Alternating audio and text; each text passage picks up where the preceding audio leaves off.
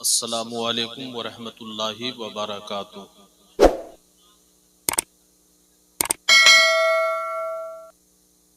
अल्हम्दुलिल्लाहि वलिय्यिही वस्सलातु वस्सलामु अला नबिय्यिही व आलिही व सहबिही अलैहिम अजमईन। अम्मा बाद फ़अऊज़ु बिल्लाहि मिनश शैतानिर रजीम। बिस्मिल्लाहिर्रहमानिर्रहीम। या अय्युहल्लज़ीना आमनुत्तकुल्लाह वकूनू मअस्सादिकीन। आमन्तु बिल्लाहि सदक़ल्लाहुल अज़ीम व बल्लगना रसूलुहुन नबियुल अमीनुल मुबीनुल मुईनुल मुतीनुल करीम व नहनु अला ज़ालिका लमिनश शाहिदीन व शाकिरीन वल्हम्दुलिल्लाहि रब्बिल आलमीन। मौलाया सल्ले वसल्लिम दाइमन अबदा अला हबीबिका खैरिल खल्क़े कुल्लिहिमी। मुस्तफ़ा जाने रहमत पे लाखों सलाम, शम्ए बज़्मे हिदायत पे लाखों सलाम। जिस सुहानी घड़ी चमका तैबा का चांद, उस दिल अफरोज साअत पे लाखों सलाम। और कामिलाने तरीक़त पे कामिल दुरूद, हामिलाने शरीयत पे लाखों सलाम। डाल दी कल्ब में अज़मते मुस्तफ़ा, सैयदी आला हजरत पे लाखों सलाम। मेरे उस्ताज माँ बाप भाई बहन अहले विल्दो अशीरत पे लाखों सलाम। एक मेरा ही रहमत पे दावा नहीं, शाह की सारी उम्मत पे लाखों सलाम। हजरात, आइए सबसे पहले हम तमामी हजरात मिलकर अपने और दोनों जहान के नबी हुजूर रहमतुल लिल आलमीन सरकारे अबद करार, हम गुनहगारों के खरीदार, गुलशने हस्ती की अव्वलीन फसले बहार, नबियों रसूलों के ताजदार जनाबे अहमदे मुज्तबा हजरत मोहम्मद मुस्तफ़ा सल्लल्लाहु अलैहि वसल्लम की बारगाहे अकीदत पनाह में हदिये दरूदो सलाम पेश करने की सआदत व बरकत हासिल कर लें। और जिनको जो दरूद शरीफ याद है, ईमानदारी के साथ बा आवाज़े बुलंद यानी जोर जोर से दरूद शरीफ पढ़ें। अल्लाहुम्मा सल्ले अला सय्यदना शफीना हबीबना मौलाना मुहम्मदिन बारिकुम सलातुम व सलामन अलैका या रसूल अल्लाह, सलातुम व सलामन अलैका या हबीब अल्लाह सल्लल्लाहु ताला अलैहि वसल्लम। हजरात, आज का उर्से ख्वाजा गरीब नवाज के बाबरकत और मसऊद मौका पर फैजान ताजुश शरिया कॉन्फ्रेंस, जिसमें मेरी और आप तमाम हजरात की हाजिरी और शिरकत हुई है, अल्लाह पाक मेरी और आप तमाम हजरात की शिरकत, समाअत, बैठक सब कबूल फरमा ले और फैजाने गरीब नवाज से हमारे कल्बो जिगर को मनव्वरो मुजल्ला फरमाए। और नौजवाना ने अहले सुन्नत बबुला डंगाल श्रीपुर के तमाम तर अफराद व अरकान को अल्लाह दारैन की सआदतों से माला माल फरमाए। थोड़ा बोल लीजिएगा आमीन।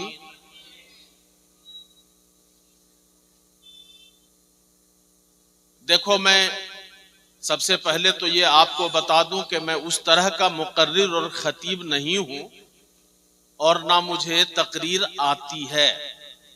मौलाना अकबरुल कादरी साहब, इन्होंने करम फरमाया कि मेरे तरह तालिबे इल्म को इन्होंने हुक्म कर दिया कि हजरत आ जाना, थोड़ी देर खिताब कर देना। सो मैं आप हजरात के रूबरू हाजिर हूँ। थोड़ी देर ध्यान से मेरी गुफ्तगू समात करनी है। मुझसे पहले आपने श्रीपुर और इसके अतराफो अकनाफ के मायनाज शोराए कराम को समाअत किया। मेरे बाद हिंदुस्तान के कद आवर शख्सियतों को, बड़े बड़े शायरों और बड़े बड़े खुतबा को आप समाअत करेंगे और इंशाअल्लाह आप महजूज होंगे। और ऐसे भी गरीब नवाज का ये प्रोग्राम है और प्रोग्राम को निस्बत है ख्वाजा गरीब नवाज से, उस शख्सियत से और हिंदुस्तान के उस शहनशाह की बारगाह में जिसे लोग अपनी सियासी रोटी पकाने के लिए कभी कुछ कहते हैं और कभी कुछ करते हैं। बात समझ में नहीं आती है कि कल तक जो आदमी सर्वे करवा रहा था और जब उसे गरीब नवाज का मौका आया तो सबसे महंगी और कीमती चादर ने भिजवा दिया। नारे तकबीर, नारे रिसालत, फैजाने ख्वाजा गरीब नवाज। बताओ ये उल्टी चाल है कि नहीं? कल तक कह रहे थे कि गरीब नवाज यहाँ जो बैठे हैं ये दूसरे की जगह पर कब्जा करके खाना है, इसको यहाँ से भगाना है, गरीब नवाज के आस्ताने को उखाड़ना है, इनकी मस्जिदों को वीरान करना है। और दूसरी तरफ जब 813 उर्स के तकरीबात की शुरुआत हुई तो वही हुकूमत और वही शख्स जिसने कल तक तजाद बात की थी, आज अपनी कुर्सी बचाने के लिए उसने सबसे महंगी चादर भेज करके कहा कि गरीब नवाज वो जो कहा था वो दूसरी बात थी, हकीकत ये है कि ये चादर कबूल कर लो ताकि मेरी कुर्सी बच जाए। और सच बात यही है कि हिंदुस्तान में वही बचेगा, हिंदुस्तान में वही रहेगा जिसे ख्वाजा चाहेंगे। सुभान अल्लाह, सुभान अल्लाह, माशाअल्लाह, सुभान अल्लाह। तो देखो मैं ये एक ज़िमनी बात थी जो मैंने माशाअल्लाह, वो ये तो मीडिया में आप मुझसे ज्यादा आपने सुना होगा कि चादर भिजवाने के लिए कितना मुस्तरिब था बंदा। बहरहाल आओ थोड़ी देर आप जहन हाजिर रख करके ये समझो और ये पहचानो कि ये गरीब नवाज कौन है। और आपको इस तनाजुर में जानना है कि आज लोग कहते हैं कि दूसरे को हटाकर दूसरे को कब्जा करके गरीब नवाज का आस्ताना बना। गरीब नवाज के कैंपस में आज कई चीजें तलाश की जा रही हैं। लोग कहते हैं कि गरीब नवाज और उनके मानने वालों ने जुल्म करते हुए हमारी जमीन पर, हमारे अकीदत पर और हमारे आस्था पर हमला करके कब्जा कर लिया और वहां मस्जिदें बना दी, दरगाह बना दिया, खानकाह आबाद कर दिया। मैं कहता हूं मेरे गरीब नवाज उस वक्त हिंदुस्तान में आए थे जब यहाँ मुसलमानों के पास ताकत नहीं थी। गरीब नवाज जब आए थे तब उनको बैठने की भी इजाजत नहीं थी। जालिम तुम थे, गरीब नवाज के बैठने पर पहरा तुमने लगाया था, गरीब नवाज के पानी पर पहरा तुमने लगाया था, गरीब नवाज की जमीन तुमने तंग की थी, गरीब नवाज को टॉर्चर तुम कर रहे थे। और आज 800 बरस के बाद तुम कहते हो कि गरीब नवाज ने कब्जा कर लिया था। ना जानो ये तुम्हारी चाल चलने वाली नहीं है। आओ हम गरीब नवाज को समझते हैं, हम अपने बच्चों को समझाना चाहते हैं कि गरीब नवाज किस जमाने के बुजुर्ग है, गरीब नवाज का फैमिली बैकग्राउंड क्या है। सबसे पहले आप ये जान लें कि ख्वाजा गरीब नवाज मोइनुद्दीन मोहम्मद हसन संजरी अजमेरी चिश्ती अलैहिर रहमतो वर रिजवान 6ठी सदी हिजरी के बुजुर्ग हैं। ये 6ठी सदी हिजरी के उन अजीम शख्सियतों में से हैं जिन्होंने इस्लाम की तबलीग और तरसील में बड़ा अहम रुकन अदा किया था। हजरत ख्वाजा गरीब नवाज की उम्र शरीफ जब 15 साल की हुई तो हजरत ख्वाजा गरीब नवाज की विलादत बासआदत मौजूदा ईरान के इलाके सजिस्तान में संजर एक जगह है जहां पर ख्वाजा गयासुद्दीन के घर आपकी विलादत बासआदत हुई। विलादत के बाद 15 साल तक अपने वालिद बुजुर्गवार ख्वाजा गयासुद्दीन जो अपने जमाने के बड़े कामिल दर्जे के वली थे उनके जेरे तरबियत रहे। 15 साल की उम्र हुई, आपके वालिद का इंतकाल हो गया। विरासत में चूंकि वालिद का वालिद का शुमार रोसा और उमरा में होता था। विरासत में आपको एक कीमती बागीचा और उस बागीचे में सिंचाई के लिए एक कुआं और उसमें लगी एक पंचक्की विरासत में मिली। 15 साल के गरीब नवाज इंतहाई दयानतदारी के साथ आपने अपनी घरेलू जिम्मेदारी संभाली, अपने बाग की देख रेख और उसकी रखवाली करने लगे। इसी दरमियान एक दिन जब गर्मी का जमाना था, दोपहर का टाइम था, ख्वाजा गरीब नवाज अपने बागीचे में थे कि दोपहर के वक्त हजरत इब्राहिम कंदूजी नामी एक मजजूब बोसीदा हाल और फटे पुराने लिबास में आपके बागीचे में तशरीफ लाए। ख्वाजा गरीब नवाज ने इब्राहिम कंदूजी को, जो बज़ाहिर मैले कुचैले कपड़े में बड़े मफलूकुल हाल नजर आ रहे थे, अपने बागीचे के एक घने छांवदार दरख्त के नीचे आपने बिठाया और बिठा करके आपने ठंडा, एक मीठा ठंडा पीने का एक गिलास पानी पेश किया। फिर अपने बागीचे से अंगूर का एक मीठा खोशा तोड़ लाए और आपने पेश फरमाया कि बाबा, आप मुसाफिर लग रहे हैं, लगता है कि आपने काफी लंबा सफर किया हुआ है, इसलिए आप ये तनाउल फरमाएं, पानी पिए। मुअद्दब होकर के 15 साल का नौजवान हजरत इब्राहिम कंदूजी के सामने दो जानू बैठ गए।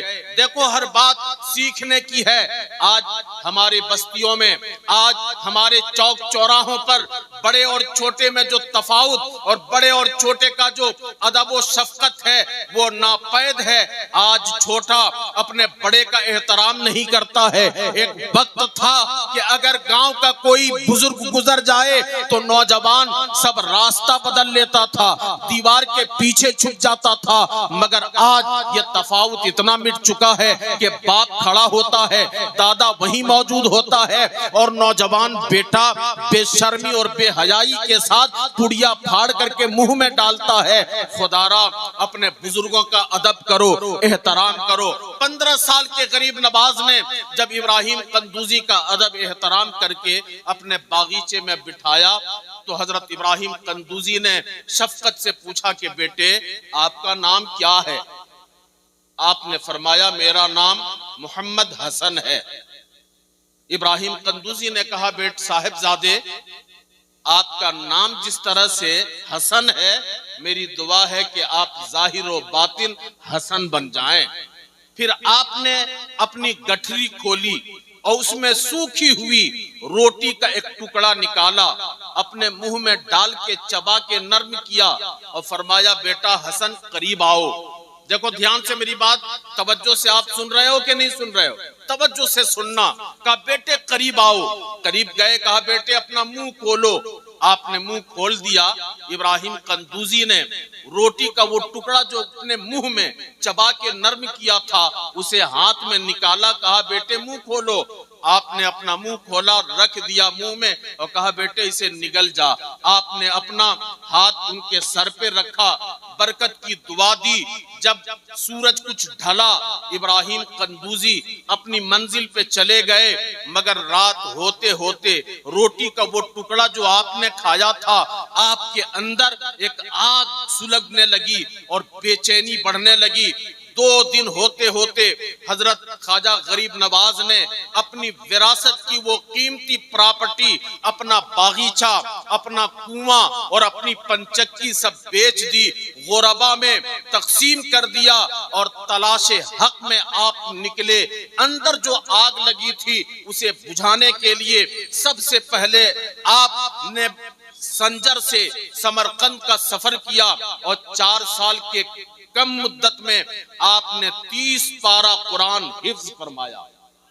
हाफिज कुरान बनने के बाद फिर आप कई बरस तक समरकंद और बुखारा के बड़े बड़े दरसगाहों में और हजरत हुसामुद्दीन जैसे जी इल्म असातिज़ा की दरसगाह में बैठकर आपने उस जमाने के जो मुतदाबिल उलूम थे, इल्म कलाम, इल्म कुरान, इल्म हदीस, इल्म तफसीर, इल्म फिक़ह, इल्म उसूल फिक़ह, जो मुतदाबिल उलूम थे उस पर कामिल महारत हासिल की।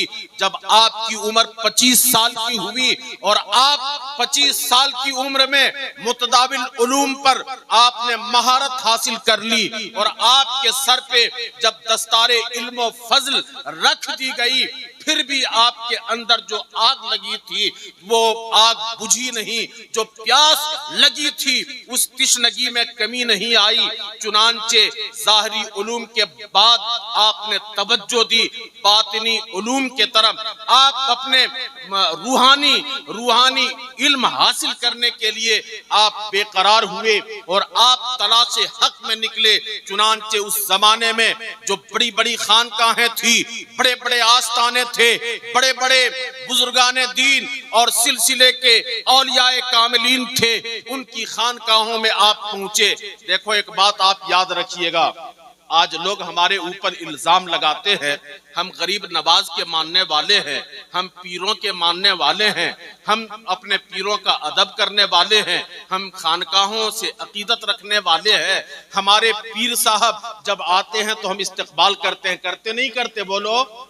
हम मुरीद होते हैं, हम अपने पीर साहब का एहतराम करते हैं, तो कुछ लोगों को परेशानी होती है और लोग कहते हैं कि यार ये पीरी मुरीदी ये खाने कमाने का ढकोसला है, ये मौलवी मुल्ला का हलवा फराटा का धंधा है। मैं कहता हूं लोगों, 800 बरस पहले, 850 बरस पहले आओ, 850 बरस पहले। हालांकि अगर आप कुरान पढ़ेंगे, हदीस पढ़ेंगे तो उससे भी पहले मुस्तफा करीम ने अपने सहाबा को एक दरख्त के नीचे जमा करके कहा था, लाओ अपने हाथ को मेरे हाथ पर रखो और मुझसे बैत करो। तो बैत वहां से साबित है। बहरहाल मैं बताना ये चाहता हूं कि गरीब नवाज तलाशे हक में निकले तो पीरी मुरीदी ये कोई आज की बात है? बोलो, आज की बात है? लोग कहते हैं, इल्जाम लगाते हैं कि जब बरेली में मौलाना अहमद रजा खान आए तो मौलाना अहमद रजा खान ने ये पीरी मुरीदी को बढ़ावा दिया। मैं कहता हूं नादानो, मौलाना अहमद रजा खान फाजिले बरेलवी ये तो 100-150 साल के हैं। मेरे गरीब नवाज 850 बरस पहले आप बुखारा से निकले, समरकंद के दरसगाह से निकले, बुखारा की दरसगाह से निकले और आप वलियों और पीरों के आस्थानों पर घूमने लगे और तलाशे हक में निकले। उसी तलाश में आप एक कस्बा हारवन है वहां पहुंचे। जब कस्बा हारवन में हजरत ख्वाजा उस्मान हारवनी के आस्थाने पे पहुंचे तो आपके दिल को ठंडक महसूस हुई। उस मर्दे हक आगा के चेहरे की जियारत के बाद जरा आपको सुकून मिला। तो आपने भी पूछा कि बेटे क्या नाम है आपका?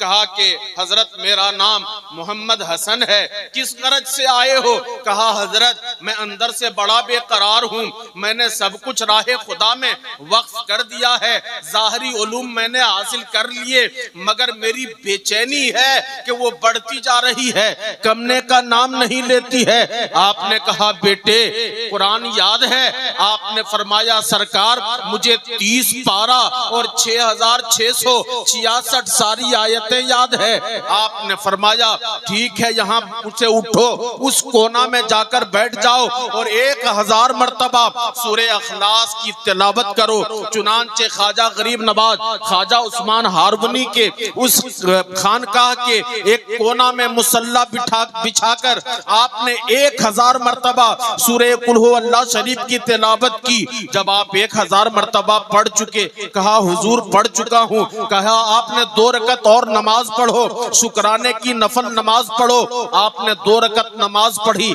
फरमाया बेटा हसन जरा अपनी आंख ऊपर उठाओ, ऊपर देखो क्या देख रहे हो? आपने निगाह ऊपर की। कहा हजरत 7 आसमान मेरी निगाह के सामने है। कहा जरा नीचे देखो। आपने नीचे नजर की। कहा नीचे क्या देख रहे हो? कहा हजरत जमीन का जो सबसे निचला तबका है वो तबका मेरी निगाह के सामने है। फरमाया फरमाया बेटा हसन अभी पूरा नहीं हुआ है, उठो और जाओ फिर 1000 मर्तबा सूरे अखलास की तिलावत करो, 100 रकत नफल नमाज पढ़ो। 100 रकत नफल नमाज पढ़ी, 1000 मर्तबा सूरे अखलास की तिलावत की। आप आके सामने बैठे, आपके पीरो मुर्शिद हजरत ख्वाजा उस्मान हारवनी उठे, अपना बायां हाथ ख्वाजा गरीब नवाज के सर पे रखा, दाएं हाथ की 2 उंगलियां निगाह के सामने की और कहा बेटा हसन अब जरा मेरी इन 2 उंगलियों के बीच से देख करके बताओ, न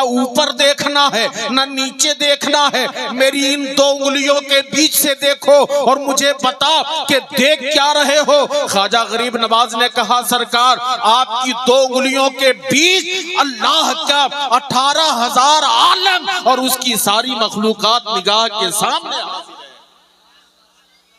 आपने फरमाया कि बेटा उठो और उस मुसल्ला को उठाओ।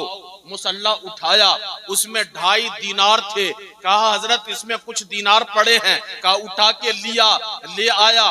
फरमाया सरकार क्या करूं? कहा जा इसे गरीबों में सदका कर दो। झूम के बोलो सुभान अल्लाह।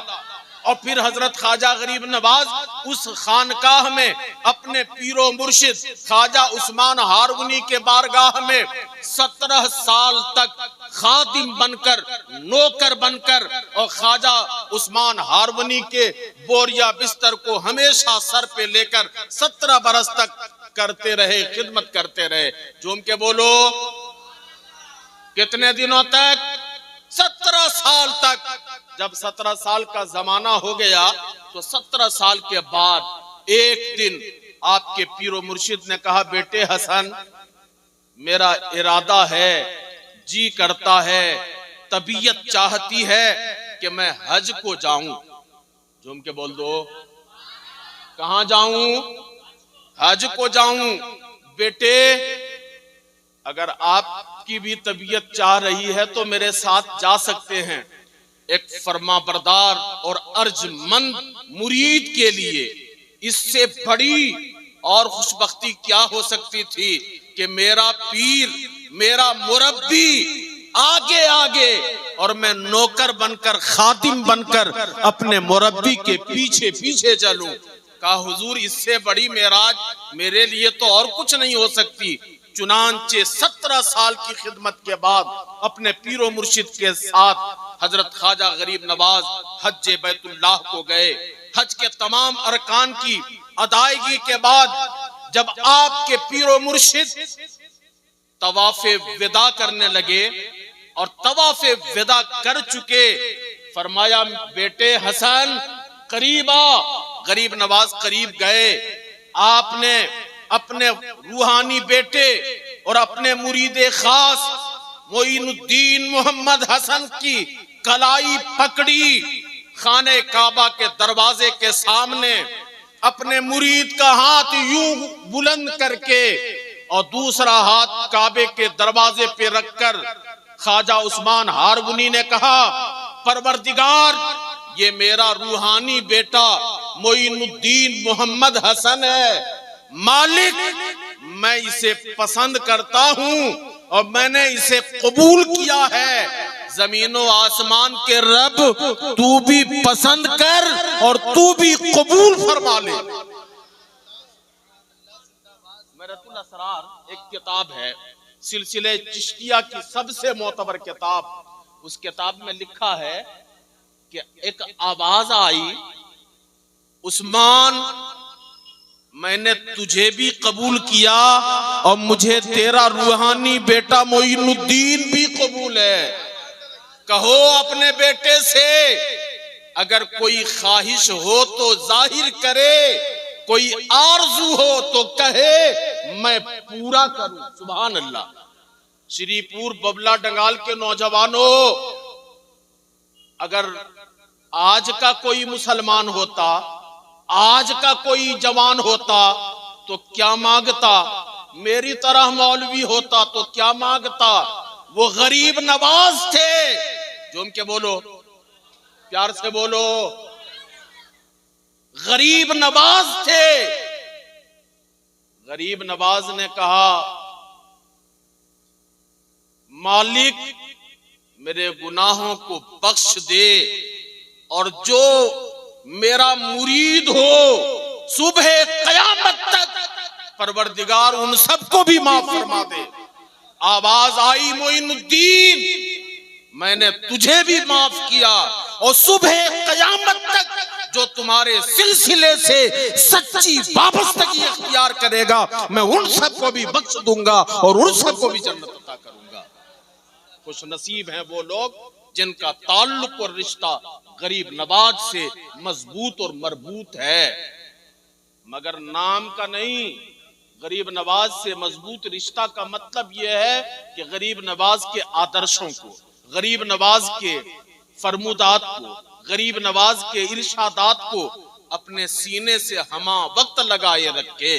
गरीब नवाज कौन थे, हम कौन हैं, गरीब नवाज का किरदार क्या था।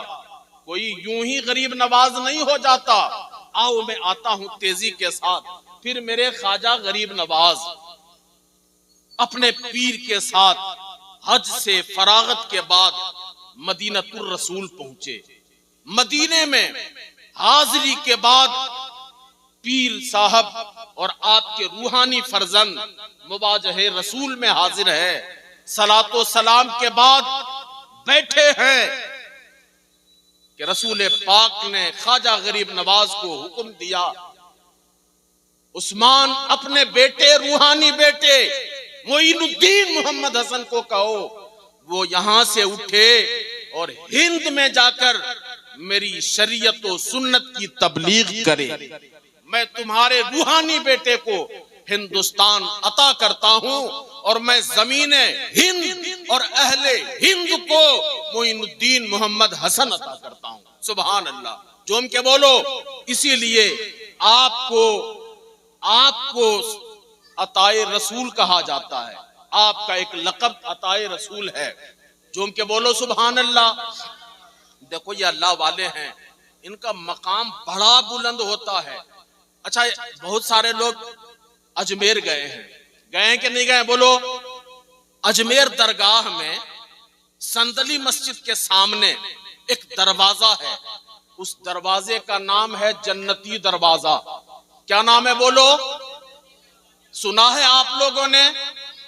ये साल में 6 दिन दरवाजा खुलता है। साल में कितने दिनों खुलता है? उर्स के मौके पे खुलता है, ईद के दिन, बकरीद के दिन, मुहर्रम में 1 दिन और उर्स के मौका पर 3 दिन। ये 6 दिनों तक ये जन्नती दरवाजा खुलता है। जब वो दरवाजा खुलता है ना तो दीवानों का हुजूम लग जाता है। कभी आपने जानने की कोशिश की कि ये जन्नती दरवाजा है क्या? बात बड़ी प्यारी थी, अचानक याद आ गई तो चाहा कि सुना दूं आपको। झूम के बोल दो सुभान अल्लाह। सुनेंगे। देखो ख्वाजा गरीब नवाज, ख्वाजा उस्मान हारवनी के मुरीद और खलीफा,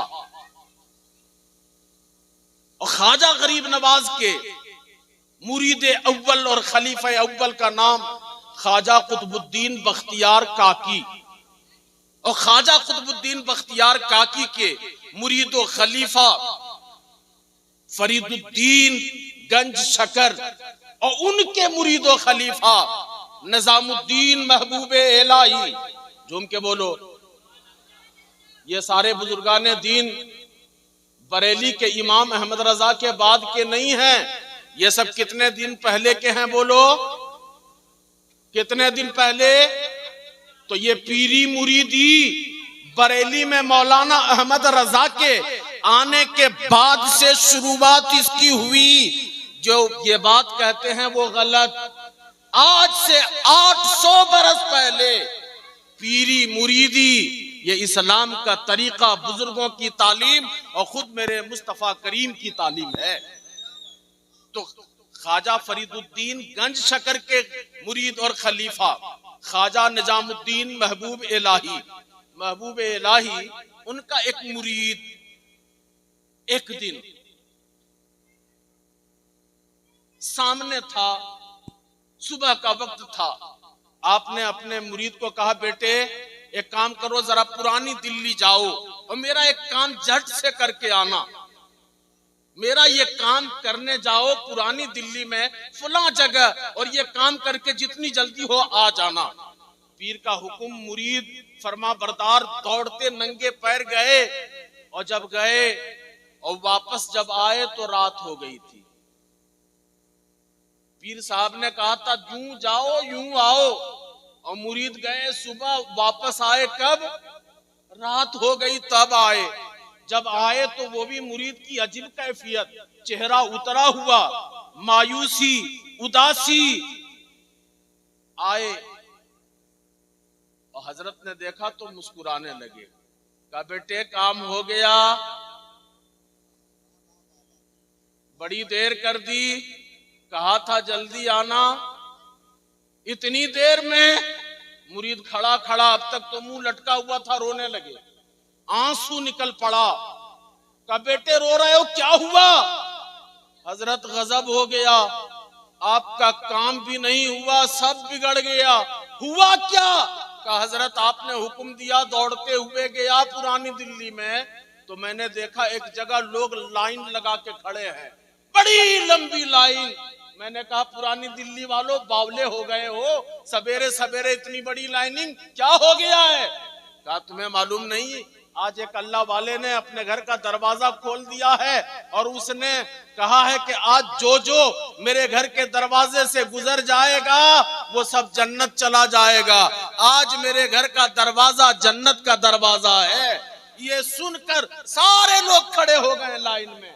हजरत जब मैंने ये बात सुनी, मैं देर से गया था, मैं भी लाइन लग गया, और जब लाइन लगा एक एक आदमी सब अंदर जाते रहे, सब अंदर जाते रहे। हजरत जब मेरी बारी आई, सबसे पीछे मैं था, उस अल्लाह वाले ने माशाअल्लाह जनाब शफक दुमकावी, जमात अहले सुन्नत के बहुत बेहतरीन शायर, अभी आप कुछ ही देर के बाद सुनेंगे। इस वक्त आप मेरी बात सुन लीजिए, मगर झूम के बोल दीजिए और प्यार से। कहा हजरत एक एक करके पुरानी दिल्ली के ऐसे वैसे जैसे तैसे सब लोग चले गए, और जब मेरी बारी आई, मैं जाने चाह रहा था, उस बाबा ने मुझे पकड़ के ऊपर से नीचे देखा, और ऊपर से नीचे देखने के बाद दरवाजा बंद कर दिया और कहा टाइम समाप्त हो गया, अब तू घर जा। हजरत पूरी पुरानी दिल्ली जैसे तैसे सब गुजर गए, और जब मेरी बारी आई तो ऊपर से नीचे देखकर दरवाजा बंद कर दिया। लगता है कि मैं बड़ा कम नसीब हूं, मेरी किस्मत में जन्नत नहीं। महबूब इलाही और हंसने लगे, और हंसने लगे। इधर पीर साहब हंस रहे हैं, मुरीद की जान निकल रही है।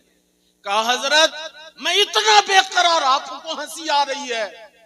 अचानक अल्लाह वाले ने तसर्रुफ की एक आवाज निकाली और फरमाया बेटे, पुरानी दिल्ली के उस अल्लाह वाले ने अपने घर के दरवाजा को एक दिन के लिए जन्नत का दरवाजा कहा था। जा, मैं इजाजत देता हूं, कल तू जितना दरवाजा बना देगा और जहां जहां पर लगा देगा वो कयामत तक जन्नत का दरवाजा बन जाएगा। अच्छा, अब मुरीद को भी देखिए, वो मुरीद भी कितना साहिबे दिल था। दूसरे दिन उस मुरीद ने 2 दरवाजा बनाया। कई दरवाजा बनाया? 2 दरवाजा बनाया, और एक दरवाजा अपने दादा पीर ख्वाजा मोइनुद्दीन के आस्थाने पे खड़ा कर दिया, और दूसरा दरवाजा पाकपटन में फरीदुद्दीन गंज शकर के आस्थाने के लिए रखा। आज भी वहां एक जन्नती दरवाजा है और एक दरवाजा यहाँ है। ये अल्लाह वाले हैं, इनको खबर थी कि गरीब नवाज का ये मुल्क 2 हिस्सों में तकसीम होगा, एक का नाम हिंद होगा, दूसरे का नाम पाक होगा, तो दरवाजा 2 हो ताकि इससे सब लोग फायदा। सुभान अल्लाह। ख्वाजा गरीब नवाज रहमतुल्लाह अलैह आस्ताने रसूल से मुवाजहे मुस्तफा से उठे, वो अनजाने रास्तों पे मदीने से शाम, मिस्र, बगदाद तशरीफ लाए। और जब आप बगदाद आए तो बगदाद में वो जमाना हुजूर गौसुल आजम, गौसे समदानी, महबूब सुबहानी, शहबाज लामकानी, किंदीले नूरानी, पीरे पीरा, मीरे मीरा, शाह जीला, सैयदना शेख अब्दुल कादिर जिलानी का जमाना था। झूम के बोल दो सुभान अल्लाह। ख्वाजा गरीब नवाज बगदाद खानकाहे गौसिया कादरिया में पहुंचे और मिरातुल असरार के रवायत के मुताबिक, मैंने पहले कहा था सिलसिले चिश्त की सबसे मोतबर किताब, उस किताब में लिखा है कि 57 दिनों तक 57 डेज ख्वाजा गरीब नवाज हुजूर गौसे आजम की खानकाह में साथ साथ रहे। और 57 दिनों के बाद फिर ख्वाजा गरीब नवाज बगदाद से चले ईरान, अफगानिस्तान, और अफगानिस्तान होते हुए उस जमाने के जब मुत्तहिदा हिंदुस्तान में पहुंचे, इस वक्त तक हिंदुस्तान में न कोई खानकाह थी, न कोई दरसगाह थी, न कोई मस्जिद थी, न कोई मदरसा था, न कोई जामिया था, न कोई जमात थी, न कोई फिरका था, न कोई मुल्ला था, न कोई मौलवी था, न कोई यहाँ पर मुबल्लिग था। गरीब नवाज आए, मस्जिदें आबाद हुई, गरीब नवाज आए, मदरसे कायम हुए, गरीब नवाज आए, मुसलमानों का वजूद आया, गरीब नवाज आए तो हिंदुस्तान में रसूल अल्लाह का दीन आया।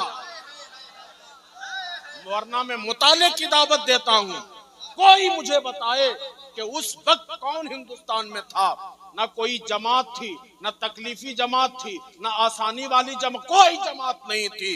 गरीब नवाज ने जैसे ही मुत्तहिदा हिंदुस्तान में अपना कदम रखा, मुस्तफा ने मदीने से भेजा था, गौसे आजम के आस्ताने से फैज लेकर आए थे, नबी की दीन की तबलीग के लिए आए थे। और जैसे ही आप आए तो लाहौर के सरजमीन पे कदम रखा तो आपने देखा कि वहां पर एक अल्लाह वाले का आस्ताना है।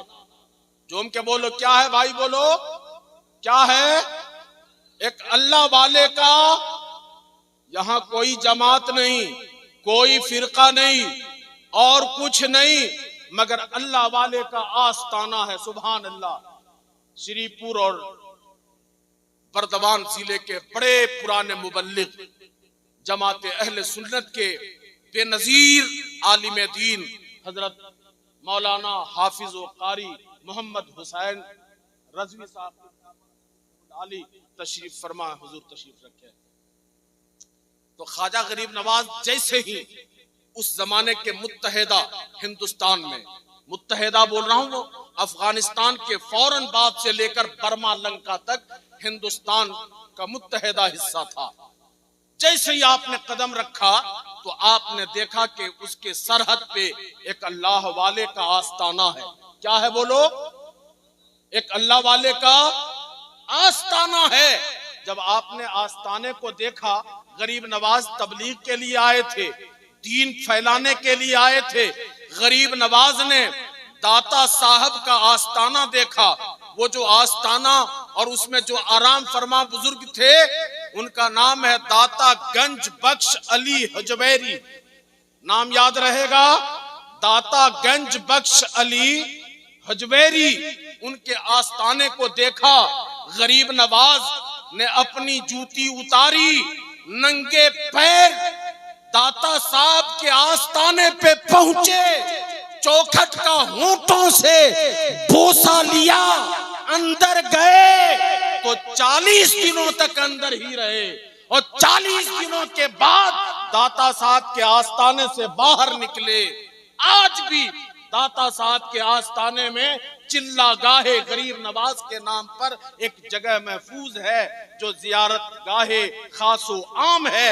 और गरीब नवाज जब 40 दिनों के बाद दाता साहब के आस्ताने से निकले तो आपने ये नहीं कहा हिंदुस्तान वालों ये खाने कमाने का धंधा है, ये चादर और ये गागर का धंधा बंदा है, छोड़ दो इसे। दाता साहब निकले 40 दिनों के बाद, तो उस इलाके में जो भी लोग थे सब बाहर खड़े थे। 40 दिनों के बाद एक बड़े मजमा को आपने मुखातब करके कहा, लोगों, गंजे बख्श फैज़े आलम मजहरे नूरे खुदा, गंजे बख्श फैज़े आलम मजहरे नूरे खुदा। ओ दुनिया वालों, ये जो आस्ताना है, खजाना देने वाला यही है, माल देने वाला यही है, फैज पहुंचाने वाला यही है। गंजे बख्श फैज़े आलम मजहरे नूरे खुदा, कामिल ना के सारा पीरे कामिल कामिलारा।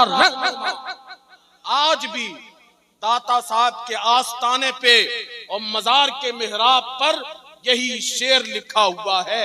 आप थोड़ी देर के बाद गूगल में निकालेंगे आस्ताने दाता गंज बख्श अली हिजवैरी, तो आप देखेंगे आस्ताने के मिहराब पर यही शेर लिखा है जो आज से 800 बरस पहले ख्वाजा गरीब नवाज ने उस अल्लाह वाले के लिए कहा था।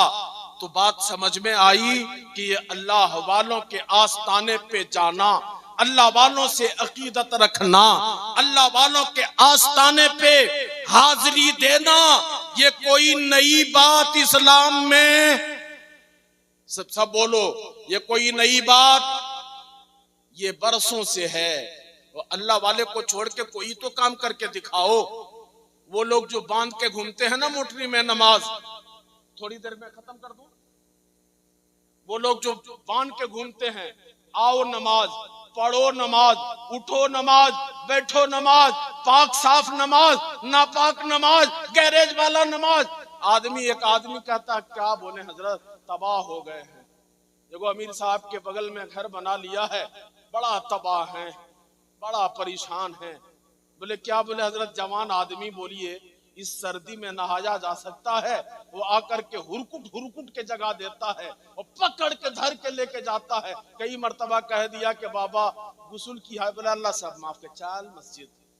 बता यार, वो लोग जो कहते आ नमाज, चल नमाज, उठ नमाज, बैठ नमाज। मैं भी कहता हूं, मेरे नबी ने फरमाया तमाम इबादतों में सबसे अफजल इबादत, सब बोलो सबसे अफजल इबादत, जोर से आवाज आए, सबसे अफजल इबादत। दिन रात में कई नमाजें फर्ज हैं, कई टाइम की? 5 टाइम की। पढ़ेंगे ना? पढ़िए। उनको पूछना, नमाजें 5 सबसे अहम, फजर में फर्ज 2 रकत, जोहर में फर्ज 4 रकत, असर में फर्ज, मगरिब में फर्ज, इशा में। ए बाबा समझ में बात नहीं आती है? सारी नमाज अल्लाह के लिए, ये 5 नमाज फर्ज, अगर 2-2 रकत ही होती तो कोई लफड़ा पचड़ा नहीं था, या सब 5 टाइम 4-4 होती तो कोई परेशानी थी, 3-3 रकत होती तो कोई परेशानी होती। लेकिन कभी 2, कभी 4 और कभी 3, ये हैं क्या? अगर जान जाओगे ना, वो अकीदे पे झूमने लगोगे। झूम के बोल दो। 2 मिनट में बात कह के खत्म करता हूं। अल्लाह वालों को छोड़कर तुम कुछ नहीं कर सकते। ये जो 5 टाइम नमाजें हैं ना, अच्छा आप पूछना उन लोगों से, नमाज सबसे अहम इबादत, और नमाज में कई रुकन हैं। नमाज का एक रुकन है क़याम, खड़ा होना, उसका एक रुकन है झुक जाना, रुकू, एक रुकन है कोमा, रुकू के बाद सीधा खड़ा होना, एक रुकन है सजदा में जाना, एक रुकन है तशहुद में बैठना। ये सब नमाज के अरकान हैं। पूछना कि तमाम इबादतों में सबसे अहम इबादत नमाज, और नमाज के तमाम अरकान में सबसे अफजल कौन सा? तो दूसरे लोग नहीं बता सकते हैं। मौलाना कारी मोहम्मद हुसैन साहब के पास आओ तो ये पट से हदीस सुनाएंगे। मेरे नबी ने फरमाया कि बंदा जब सजदे में होता है खुदा के सबसे करीब होता है।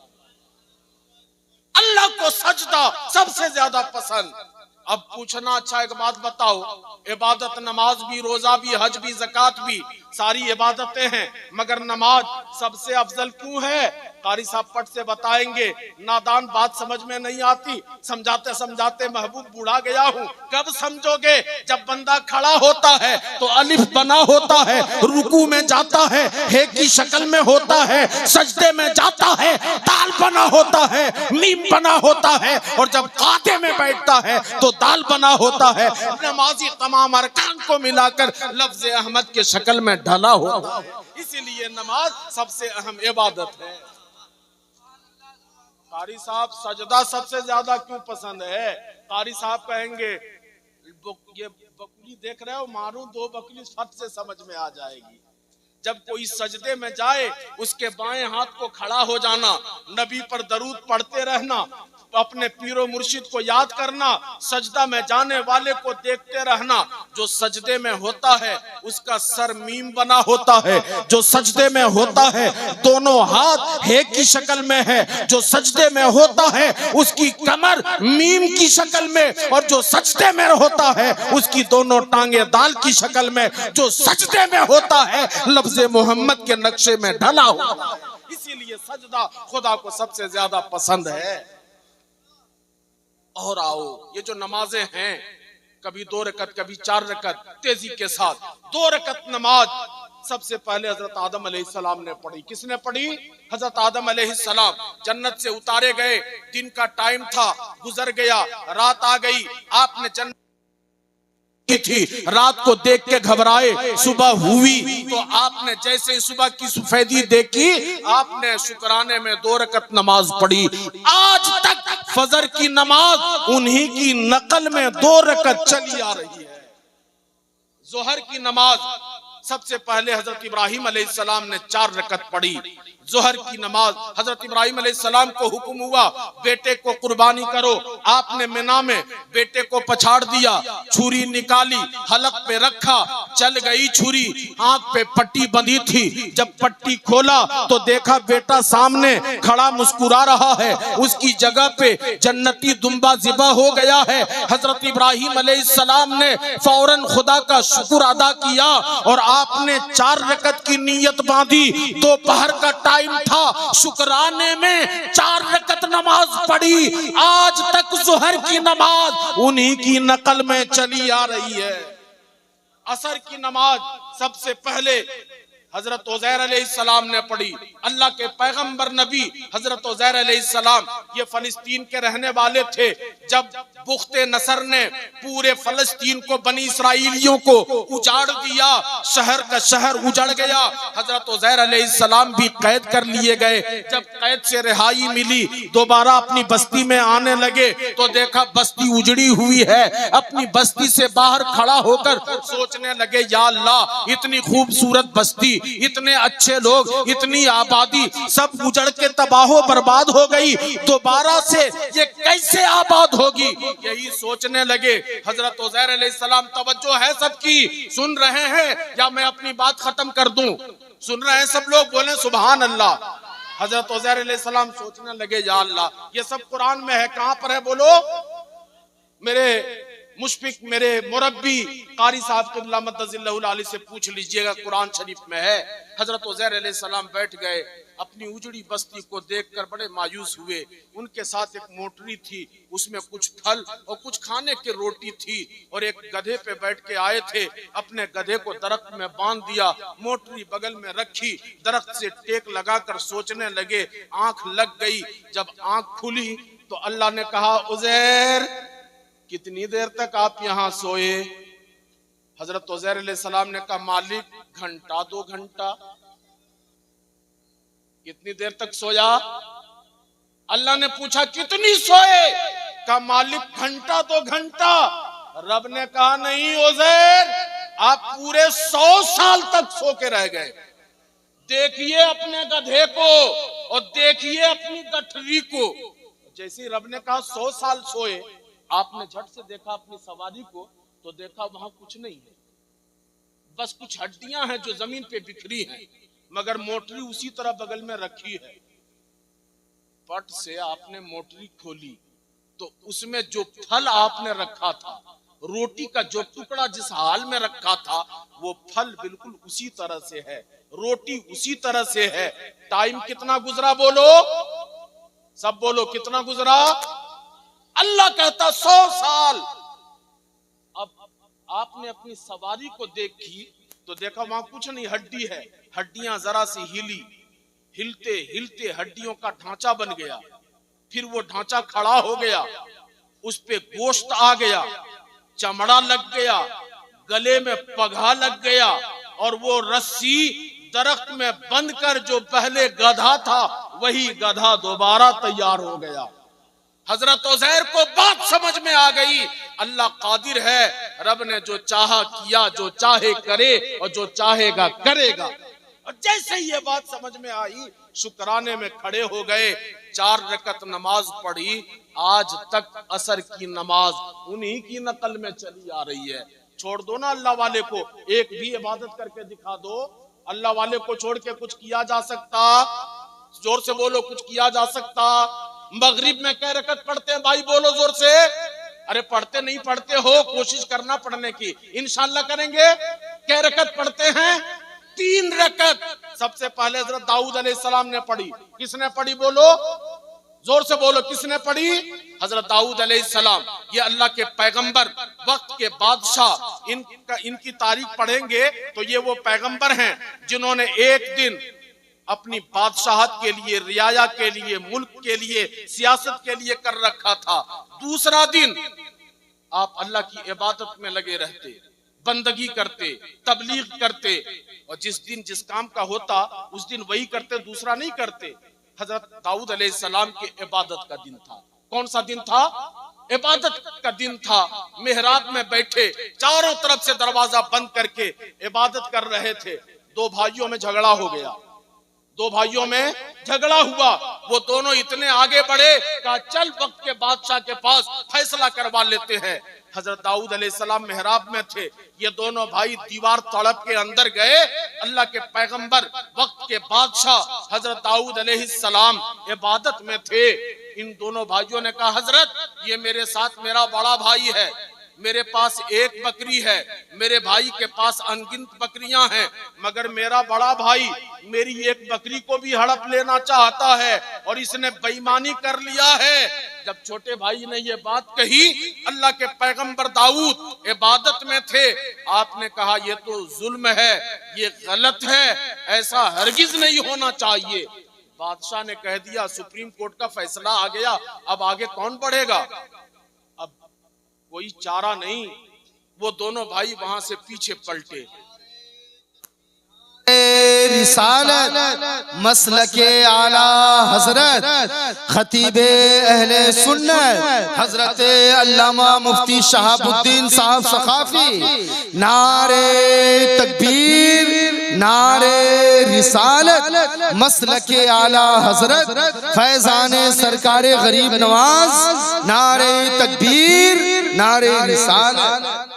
तो हजरत दाऊद अलैहिस्सलाम ने कहा कि भाई ये सरासर जुल्म है। अब सुप्रीम कोर्ट का हुक्म हो गया। दोनों भाई थोड़ी देर खड़े रहे और फिर जैसे तड़प के दीवार आए थे वैसे ही वापस हो गए। और जब वापस पलटे तब अल्लाह के पैगंबर दाऊद अलैहिस्सलाम को एक बात समझ में आई कि यार मैंने फैसला तो एक आदमी की बात सुन के कर दिया, फैसला करने के लिए दोनों का सुनना जरूरी है। मैंने तो दोनों को सुना नहीं, एक को सुना, मैंने हुक्म कर दिया। फौरन तलाश करने लगे कि वो दोनों कहां गए, मगर वो दोनों दीवार तड़प के जा चुके थे।